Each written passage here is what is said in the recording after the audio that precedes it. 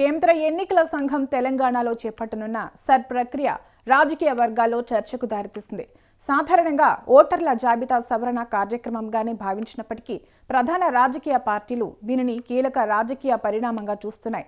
పశ్చిమ బెంగాల్, తమిళనాడు రాష్ట్రాల్లో ఇదే ప్రక్రియ సమయంలో పెద్ద సంఖ్యలో పేర్లు జాబితా నుంచి తొలగించబడిన ఘటనలు జరిగిన నేపథ్యంలో తెలంగాణలో కూడా అలాంటి పరిస్థితులు ఎదురుకాకుండా పార్టీలు అప్రమత్తమయ్యాయి. డోర్ టు డోర్ సర్వే సమయంలోనే బూత్ లెవెల్ ఏజెంట్లు ప్రత్యేకంగా పర్యవేక్షించాలని అన్ని పార్టీలు సూచించాయి. రాష్ట్ర ప్రధాన ఎన్నికల అధికారి ఇప్పటికే వివిధ రాజకీయ పార్టీల ప్రతినిధులతో సమావేశమై సర్ ప్రక్రియ అమలుపై వివరాలు అందించారు. తెలంగాణ పీసీసీ చీఫ్ నేతృత్వంలోని బృందం సీఈఓను కలవనుంది.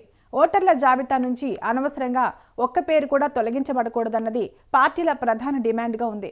దీంతో ప్రతి ఓటరు తన పేరును జాబితాలో నిలబెట్టుకోవాల్సిన అవసరం ఉందన్న భావన రాజకీయ వర్గాల్లో వినిపిస్తోంది.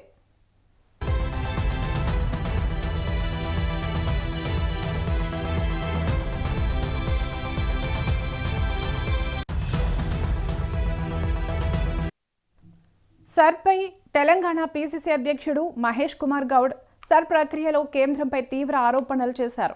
లెక్కలు చూస్తే దుర్మార్గంగా పగడ్బందీగా ఓట్ల తొలగింపు ప్రక్రియ జరిగిందన్నారు. 14 రాష్ట్రాల్లో జరిగిన సర్ ప్రక్రియలో ఓట్ల జోరీ జరిగినట్లు బెంగాల్ ఎన్నికలే ఉదాహరణగా చూపించారు. ఇప్పటి వరకు జరిగిన సర్ వల్ల దాదాపు 8.2 కోట్ల ఓట్లు కంపేర్ చేస్తే 5,90,00,000 ఓట్లు తొలగింపు జరిగిందని మహేష్ కుమార్ తెలిపారు. మీకు తెలుసు, దాదాపు 14 రాష్ట్రాల్లో ఎస్ఐఆర్ జరిగింది. ఇప్పటి వరకు లెక్కలు చూస్తే ఎంత దుర్మార్గంగా, ఎంత పగడ్బందీగా ఓట్ల తొలగింపు ప్రక్రియ జరిగిందో వెస్ట్ బెంగాల్లో జరిగిన ఎన్నికలు, ఒక్కసారి ఆ ఎన్నికలు జరిగిన సరళిని చూస్తే అర్థమవుతుంది. ఇప్పటి వరకు 14 రాష్ట్రాలు, యూనియన్ టెరిటరీలో జరిగినటువంటి ఎస్ఐఆర్ వల్ల దాదాపు 8.2 కోట్ల ఓట్లు జోడిస్తే దాదాపు 6 కోట్లు, 5,90,00,000 ఓట్లు తొలగింపు జరిగింది. ఇప్పటి వరకు దాదాపు 58.2 కోట్ల ఓట్ల సరళిని ఎస్ఐఆర్ జరిగితే దాంట్లో దాదాపు 10% ఓట్ల తొలగింపు జరిగింది. దాని కారణంగానే వెస్ట్ బెంగాల్లో రాజకీయ సమీకరణలు మారి అధికారంలోకి రావాల్సిన పార్టీలు రాకుండా పోయినాయి.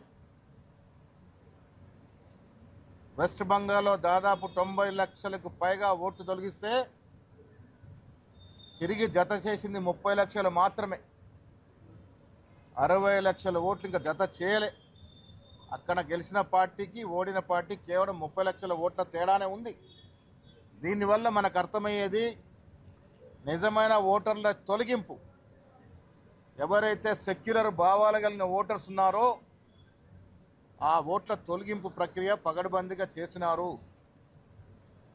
ఇది తెలంగాణలో జరగకూడదని ఇవాళ కమిషన్ని వారికి మెమోరాండం ఇచ్చి వారి ద్వారా కేంద్రానికి పంపే విధంగా మేము కొన్ని విన్నపాలు చేశాం. ఇక ఇదే అంశంపై కేటీఆర్ కూడా తాజాగా స్పందించారు. తెలంగాణలో చేపట్టనున్న స్పెషల్ ఇంటెన్సివ్ రివిజన్ కార్యక్రమం విషయంలో బూత్ లెవెల్ అసిస్టెంట్లు అప్రమత్తంగా ఉండాలని సూచించారు. రాష్ట్రంలో బీజేపీ ఆటలు సాగకుండా, ఆ పార్టీ అరాచకాలు నడవకుండా బీఆర్ఎస్ కార్యకర్తలు జాగ్రత్తగా ఉండాలని కేటీఆర్ తెలిపారు. బీజేపీ వాళ్ళు వచ్చినాక వాళ్ళకు కొన్ని పిచ్చి పిచ్చి ఆలోచనలు ఉంటాయి. ముస్లింలు మాకు ఓట్లు వేయరు, క్రిస్టియన్లు మాకు ఓట్లు వేయరు, కాబట్టి వీళ్ళని కట్ చేయాలి, వాళ్ళకు ఒక ఆలోచన ఉంది. దాంతో ఏమైంది, బీహార్లో గడబడైంది, ఆడ మన వెస్ట్ బెంగాల్లో గడబడైంది. ఎందుకు గడబడైంది, మాకు ఓటు హక్కు ఉండగా నా దగ్గర అన్ని కాయిదాలు ఉండగా కట్ చేస్తున్నారు వీళ్ళు, ఎలక్షన్ కమిషన్ కూడా పూర్తిగా ఏకపక్షంగా పనిచేస్తున్నది అని చెప్పి అక్కడ లాలూ ప్రసాద్ గారి పార్టీ ఉంటుంది, లాలూ ప్రసాద్ యాదవ్ కొడుకు పార్టీ ఉంటుంది, రాష్ట్రీయ జనతాదళ్ తేజస్వి యాదవ్ నాయకత్వం వహిస్తుంటాడు. అట్లాగే కాంగ్రెస్ రాహుల్ గాంధీ, ఆయన వెస్ట్ బెంగాల్లో మమతా బెనర్జీ, వీళ్ళందరూ గడబడి చేసిర్రు.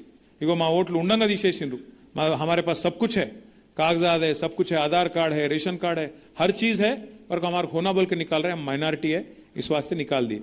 అని చెప్పి గడబడైంది. అందుకే ఏమనుకున్నామంటే మన పెద్దలు కేసీఆర్ గారి నాయకత్వంలో మరి మన రాష్ట్రంలో ఇటువంటి కథలు చేయనియద్దు వీళ్ళను. ఎందుకంటే ఇక్కడ బీజేపీ లేదు, మన లేదు. ఆడుంది బీజేపీ ఈడ. ఏదో ఆ పార్లమెంట్ వచ్చినప్పుడు ఏదో గాడుపు ఆగమాగం గాడుపు తప్ప గాయగత్తర తప్ప కింద గ్రౌండ్లు ఏం లేదు. ఉత్తదే ఆ సోషల్ మీడియాలో ఎక్కువ, సొసైటీలో తక్కువ, వాళ్ళు బిల్డప్ తప్ప ఏముండదు.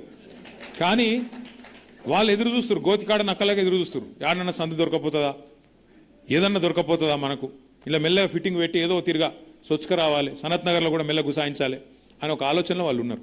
దానికోసం ఏం చేస్తున్నారు, వాళ్ళ దగ్గర ఉండే అన్ని వ్యవస్థలను వాడుకునే ప్రయత్నం చేస్తున్నారు.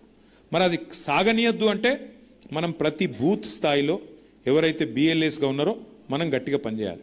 ఓటర్ల జాబితాను ప్రక్షాళన చేయడానికి, తప్పులు లేకుండా రూపొందించడానికి ఎన్నికల సంఘం ఈ ప్రత్యేక ప్రక్రియను చేపట్టింది. ఇంటింటికి వెళ్లి ఓటర్ల వివరాలను పరిశీలించడం, చిరునామాను ధృవీకరించుకోవడం, మరణించిన వారి పేర్లను తొలగించడం, డూప్లికేట్ ఎంట్రీలు లేకుండా చేయడం, కొత్త ఓటర్ల పేర్లను నమోదు చేయడం, ఇలాంటివన్నీ ఈ ప్రక్రియలో ఉంటాయి. ఇది కేవలం రొటీన్గా జరిగే ప్రక్రియ కాదని, భవిష్యత్ ఎన్నికల ఫలితాలపై ప్రభావం చూపే కీలక ఘట్టమని రాజకీయ పార్టీలు భావిస్తున్నాయి. పట్టణ ప్రాంతాలు, వలస జనాభా అధికంగా ఉన్న నియోజకవర్గాలు, అద్దె ఇళ్లలో నివసించే ఓటర్లు, ఉద్యోగరీత్యా తరచూ మారే కుటుంబాల ఓట్ల విషయంలో మరిన్ని జాగ్రత్తలు అవసరమని పార్టీలు భావిస్తున్నాయి. గతంలో పశ్చిమ బెంగాల్లో జరిగిన ఓటర్ల జాబితా సవరణ సమయంలో వేల సంఖ్యలో పేర్లు గల్లంతయ్యాయనే ఆరోపణలు వచ్చాయి. తమిళనాడులోనూ కొన్ని నియోజకవర్గాల్లో కుటుంబాల వారీగా ఓట్లు డిలీట్ అయ్యాయనే వివాదాలు తలెత్తాయి. ఈ అనుభవాల కోణంలో తెలంగాణ పార్టీలు దగ్గరగా జాగ్రత్తలు తీసుకున్నాయి.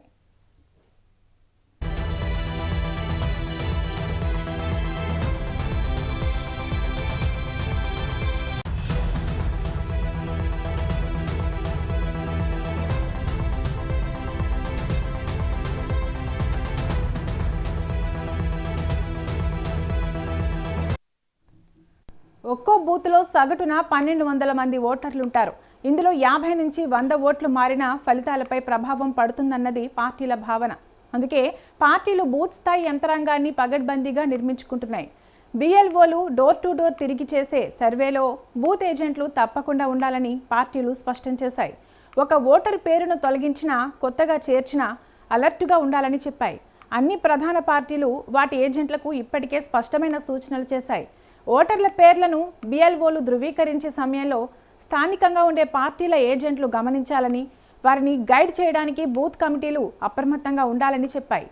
పట్టణ నియోజకవర్గాల్లో అపార్ట్మెంట్లు, హాస్టళ్లు, వర్కింగ్ ప్రొఫెషనల్స్, విద్యార్థుల ఓట్ల విషయంలో మరింత జాగ్రత్త అవసరమన్నాయి.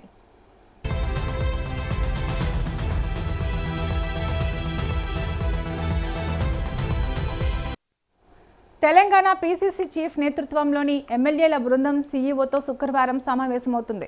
ఇది రాజకీయంగా ఆసక్తికరంగా మారింది. ఓటర్ల పేర్లు తొలగింపుపై స్పష్టమైన మార్గదర్శకాలు ఇవ్వాలని, ప్రతి మార్పుపై పారదర్శక సమాచారం అందుబాటులో ఉండాలని కాంగ్రెస్ కోరనున్నట్లు సమాచారం. గ్రామీణ ప్రాంతాల్లో డిజిటల్ అవగాహన తక్కువగా ఉండటంతో సాధారణ ఓటర్లు తమ పేర్లు జాబితాలో ఉందో లేదో తెలుసుకోలేకపోతున్నారని, అందుకే ఫీల్డ్ స్థాయిలో ప్రత్యేక క్యాంపులు నిర్వహించాలని కూడా సూచించే అవకాశం ఉంది. బీజేపీ, బీఆర్ఎస్ సైతం సర్ ప్రక్రియపై పూర్తి స్థాయిలో దృష్టి పెట్టాయి. ఇతర దేశాల నుంచి అక్రమంగా, నిబంధనలకు విరుద్ధంగా వలస వచ్చి ఇక్కడ నివసిస్తున్న వారి పేర్లు జాబితాలోకి ఎక్కకుండా బీజేపీ అప్రమత్తమైంది. బూత్ స్థాయి కమిటీలకు, ఏజెంట్లకు ప్రత్యేక సూచనలు ఇచ్చింది. కొత్త ఓటర్ల నమోదు, ఫస్ట్ టైం ఓటు హక్కు పొందే యువతపై దృష్టి పెట్టాలని చెప్పింది.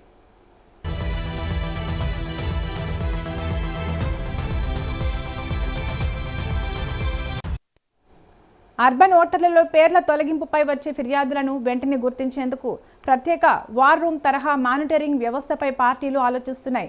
రాజకీయ పార్టీలకు ఓటర్ల జాబితా కీలకం కావడంతో ఎన్నికల ముందు సర్ ప్రక్రియను సైలెంట్ వార్గా భావిస్తున్నాయి.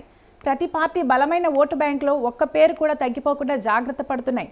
ఇకపై ఎన్నికల ప్రచారాల కంటే ముందే ఎవరి ఓటుకు వారే కాపలా అనే పరిస్థితి తెలంగాణ రాజకీయాల్లో బలపడే సూచనలు కనిపిస్తున్నాయి.